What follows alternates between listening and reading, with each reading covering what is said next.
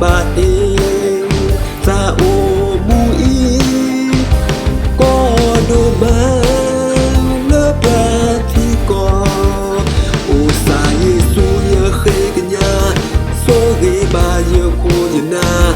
số đủ số sẽ tập hạ bờ trùng nê kê bờ thì bờ có bờ ba cờ lư sơ kê o ba kê lỡ thì có cơ đi ba kê ta tập lì bờ ba cờ lư lô ba kê thì có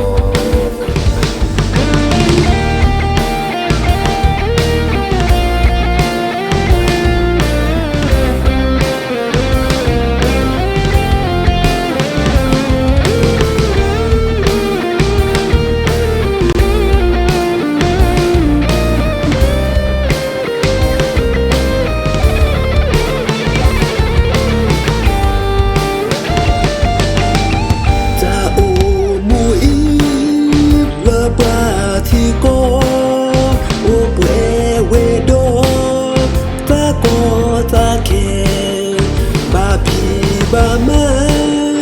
o mu ni de me ta ba ba o ta o ba hi le ba he kai so le ba he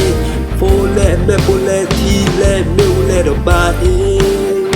ta o mu i ko do ba la ba ti ko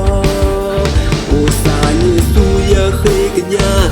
số ghế ba giờ khu dân na số đủ số sẽ tập tha cờ trụ nê kê bờ thì bờ có bờ ba cờ lư sơ kê ô ba kê lỡ thì có cơ nê ba kê ta tập lì bờ ba cờ lư lô ba kê